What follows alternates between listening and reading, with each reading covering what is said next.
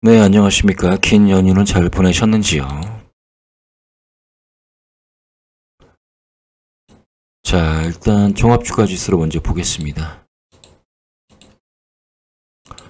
자, 사상 최고치를 경신을 했긴 했습니다. 했긴 했는데 이상한 일이죠. 이렇게 외국인들이 이렇게 보유 수량을 늘리는 가운데 자, 원달러 환율은 또 폭등을 했습니다. 자, 외국인들이 이렇게 원달러 환율이 이틀 동안 폭등을 했는데도 매수를 했다. 그러면 기관들은 어떤지?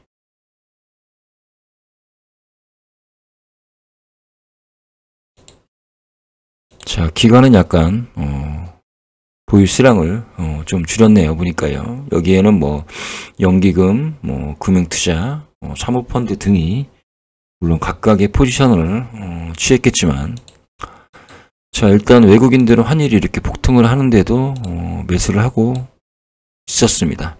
이제 과거가 돼버린 것이죠. 자, 선물의 방향성은 외국인들은 하락 쪽에 베팅을 즉 이날 하루 만에, 금요일 하루 만에 8,700억을 하락 쪽에 매도 계약을 일단은 진행을 했죠. 그리고 풋옵션의 계약수는 12,000계약 정도를 하락 쪽에 베팅을 해놓은 상태이고, 콜옵션은 대략 4분의 1 정도 되는 수준의, 풋옵션의 4분의 1 정도 되는 수준의 상승 쪽에 베팅을 해놓은 상태입니다. 이번 장은 참 분석하기가 어렵고 까다로운 장이 될 수밖에 없습니다. 아마 웬만한 전문가도 두 손 두 발을 다 들고 있지 않을까, 그런 생각을 하네요. 보통의 흐름상 환율이 오르면 외국인은 빠져나가고, 그런 패턴을 보이는 것이 기본적인 어떤 그런 상황인데, 이런 모습을 보이고 있다.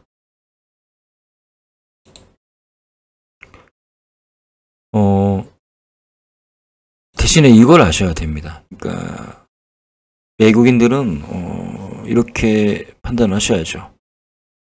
선물 먼저 팔고, 선물 먼저 매도 계약 때려넣고, 그리고 주식을 팝니다. 그래서 지금 현재 상태에서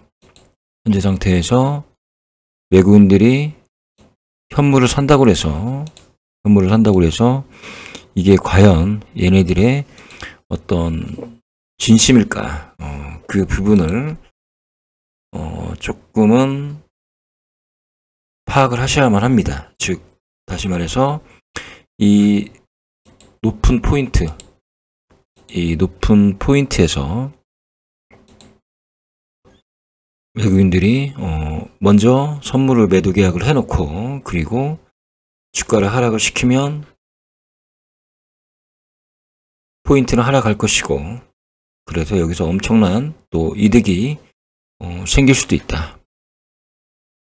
그리고 선물을 먼저 매도 계약을 해놓고, 그리고 주식을 사놓은 것을 팔면, 그러면 선물도 이익이고 주식도 이익이겠죠. 그렇죠. 그래서 지금 국면이 사실은 대단한 전문가들도 예측하기가 굉장히 어려울 것이다, 그런 생각을 합니다. 특히나 이게 100% 정답은 아니죠, 당연히. 자, 선물이든 코스피 시장이든 지금 볼린저 밴드 상한선 밖으로 캔들이 나가 있습니다. 물론 여기처럼 상한선 밖으로 나가고 그 추세 강도 지표가 계속 상승을 해주면 아무 문제는 없습니다. 오히려 더 좋은 신호라고 볼 수가 있는 거죠. 그런데 얘가 추세 강도 지표가 꺾이면서 나 홀로, 즉 볼리니벨 상한선이 나 홀로 상승하면서 캔들이 한 이틀 정도 안쪽으로 들어오게 된다. 그러면 얘는 조정을 받을 수가 있는 것이죠. 지금 상한선 위로 완전히 벗어난 상태에서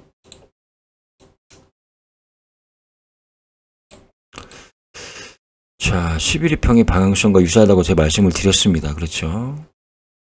여기서 하락하는 캔들을 만들고 얘가 보합으로 가게 되면 이 상승의 어떤 그런 방향성이 약해집니다. 그래서 보합으로 가면 저절로 상한선 안쪽으로 캔들이 들어오게 됩니다. 여기가 갭이죠. 이틀 동안의 어떤 갭. 결국에는 여기의 수준이 여기일 가능성도 있는 것이고요. 그래서 지금 이렇게 들어와 버리면 당분간은 종합주가 지수의 큰 상승은 기대할 수는 없다. 오히려 며칠간 이렇게 들어오다가 더 이상 볼린저 밴드의 방향성의 확정이 이루어지지 않으면 그러면 이런 식의 모습을 다시 재현할 수도 있다. 이렇게 말씀을 드립니다. 지금 주목해야 될 데이터는 저는 환율이라고 보고 있습니다. 환율이 금요일날 20원이 올랐는데 여기서 더 이상 올라가게 되면 외국인들은 본인들이 의도했던 그런 수준대로 쉽게 말해서 일단 선물을 매도했죠. 선물을 매도했고 하루 만에 8,700억 정도를 매도했습니다. 그렇죠. 그리고 주식을 판다. 그러면 매도 계약을 한 선물의 방향성이 더 아래로 내려가면 얘네들한테는 엄청난 이득이 되겠죠.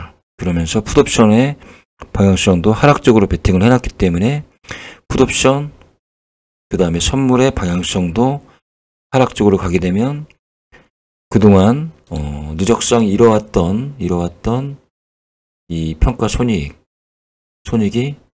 플러스로 바뀔 수도 있습니다. 그래서 그 외국인의 의도 이거를 좀 잘 파악을 하셔야만 합니다.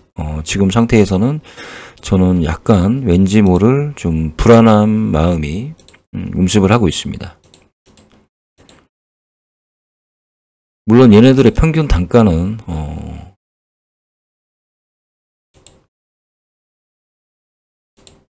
478포인트 전체적으로는 이렇습니다. 그런데 자, 단 하루 만에 이렇게 매도 계약을 했다. 그러면 이 물량은 적어도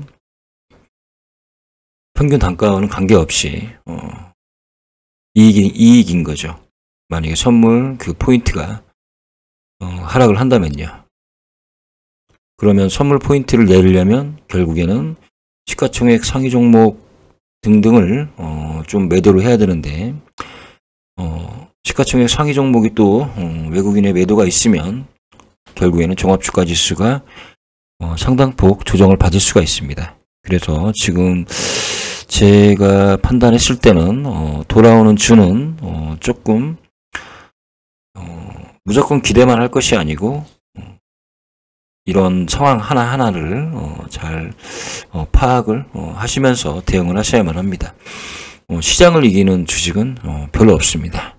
시장을 이기는 주식은 전체 그 코스피든 코스닥이든 20%는 이기겠지만 80%는 거의 보면 전멸을 하는 것이죠. 네.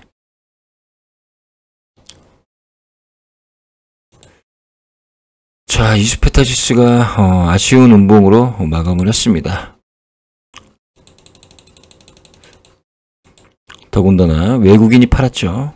외국인이 팔았는데 저는 뭐 전체 보유 그 소진율 중에 40만 주라는 그 자체는 크다고 보진 않습니다. 왜냐면 외국인은 이때부터 물량을 거의 기본적으로 800만 주 정도 되는 수준에서 지금은 2000만 주 정도 되는 수준으로 이 물량 중에 일부를 뭐 턴것인 것 뿐인 거고, 그게 뭐 400만 주도 아니고 40만 주는 별 큰 의미가 없는 저는 매도라고 일단은 보고는 있습니다. 중요한 것은 종합주가지수가 일단 더 중요하고요. 지금 상태에서 저는 딱히 제가 말씀을 드리면 요번에 제가 이제 연휴 동안에 책 한 권과 그 다음에 이제 그 동영상 강의를 꽤 많이 들었는데, 파동에 대한 이론 그 부분을 제가 좀 집중적으로 좀 봤습니다. 물론 파동의 이론은 사실 그래도 일단 이론이기 때문에 1차, 2차, 3차, 4차, 이게 5차라고 보면 A, B, C, 이게 이제 일단 기본적인 파동의 이론이죠. 기본적인 파동의 이론이다. 그런데 저는 이제 이 파동은 그냥 기본에 불과한 거고, 지금 여기에서 만약에 주가가 버텨준다면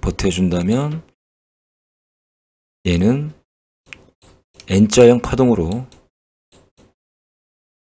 갈 가능성이 있다. 파동의 종류는 되게 많습니다. 파동의 흐름이 한번 깨지면, 그러니까 그 상태로 가지 않으면 결국에는 그 파동은 새로 시작이 됩니다.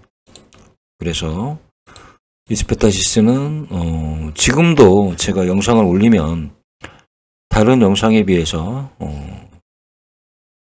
물론 뭐 좋아요는 잘 뭐 안 나오지만 조회수가 꽤 높습니다. 그만큼 개인들한테도 좀 많은 관심을 받고 있는 주식이다, 이렇게 볼 수가 있는데요. 만약에 그 파동의 흐름이 한번 이런 기본적인 틀에서 벗어나게 된다면 얘는 새로운 파동을 그릴 것이다. 그리고 그 N자형 파동은요, N자형 파동은 최고 많이 나오면 9파동까지 있습니다. 그래서 지금은 기본 파동으로 가는지 아니면 새로운 파동을 만들면서 다른 모양의 파동을 그리는지, 이제 그 부분을 주목을 해야 됩니다.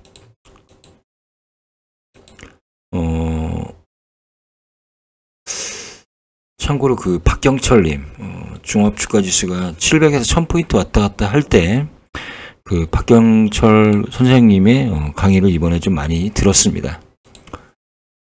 상당히 그 좋은 내용, 비록 화질과 음질은 굉장히 좋지 않지만 상당히 좋은 내용이 있었고, 그런데 이제 마지막에 그분이 말씀하시는 게 뭐냐면 기술적인 지표를 공부를 한 이유, 그것은 내가 손실을 줄이기 위한 수단인 것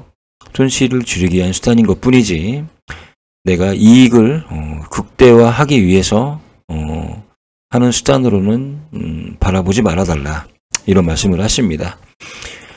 그리고 마지막에는 이런 모든 기술적인 지표는 아무 의미가 없다. 왜냐하면 이 주식시장이라는 것 자체는 저희는 병사일 뿐입니다. 그러니까 시장과 싸워서 누가 좀 더 유리한 고지를 밟고 누가 좀 더 그 이익을 좀 보고 하는 그런 정도의 상황인 것 뿐이지 시장을 이길 수 있는 세력은 절대 없다 라고 말씀을 합니다. 그러니까 결국엔 기술적인 지표도 별로 의미가 없다라는 거죠. 그 엄청난 그 시장을 저희가 이길 수는 없다. 외국인도 이길 수 없는 것이고 기관도 이길 수 없는 것이고 특히나 저희 같은 개인들은 절대 이길 수 없다. 각계전투를 하라는 거죠. 결국에는 각계전투. 트레이닝 이런 것도 상당히 실천을 많이 해야 되고, 그러니까 방향성을 아예 각계전투로 가려면 가고, 아니면 그냥 바이 앤 홀딩. 네. 좋은 주식 전망이 있으면 그냥 방향성이 좋아질 때 사고 팔지 마라. 시장이 완전히 꼬꾸라질 때까지. 결국엔 수익률로 따져보면 바이 앤 홀딩이 장이 좋을 때는 무조건 승리다. 그렇지만 시장이 꺾이게 되면 결국에는 각계전투로 가야지만 손실을 최대로 줄일 수가 있다. 즉 예를 들어서 이평선분 같은 경우에도 시장이 상승할 때, 그 다음에 시장이 하락할 때, 상승할 때는 바이 앤 홀딩, 그리고 하락할 때는 5일2평. 상승할 때는 바이 앤 홀딩, 하락할 때는 각계전투. 이렇게 가라고 말을 하더라고요. 말씀을 하시더라고요. 네. 전적으로 동의하고요. 자, 큰 틀에서 저희는 각계전투를 해야 되겠죠. 예를 들어서 큰 틀에서 뭐 5일2평 가지고 이런 주식을 계속 매수 할 수는 없는 것이고, 적어도 한 20일이나 그 정도의 지표 정도는 보고 트레이닝 하면서 보유할 필요성은 분명히 있긴 합니다. 그런데 결과적으로는 장이 상승을 하면 바이 앤 홀딩, 이게 가장 큰 수익률을 보였다. 이런 결론을 내주시더라고요. 너무나 많은 시간을 제가 여러분의 시간을 뺏은 것 같습니다. 일단 다시 한번 정리해드리면 다음 주는 환율에 주목하시라. 그 다음에 외국인의 선물의 방향성을 계속 주시할 수밖에 없다. 특히 풋옵션의 방향성을 주시해라. 주가는 오르지만 선물은 계속 매도 계약을 하고 있다. 그러면 갑작스러운 외국인의 그 매도가 있을 수 있기 때문에 이 부분을 꼭 체크를 하시고요. 그 다음에 그 이스페타시스 같은 경우에는 얘가 그 파동의 기본으로 가는지, 아니면 여기서부터 뭐 새로운 파동이 시작돼서 N자형 파동으로 가는지, 이것도 조금 세심하게 관찰을 하시면서 주식을 보유하시길 바라겠습니다. 제가 감히 예상을 하는데 이스페타시스는 여기서 큰 폭으로 하락할 것 같지는 않고요. 갭을 시간으로 조금 메꾸다가, 물론 장이 그만큼 폭락이 있으면 안 되죠. 시간으로 좀 메꾸다가 N자형으로 가지 않을까, 그런 생각은 솔직히 합니다. 전고점도 뚫고, 네, 그런 식으로 가지는 않을까, 그런 생각을 합니다. 조금 횡보를 하다가요. 네. 자, 여기까지 귀한 시간 뺏어서 정말 죄송합니다.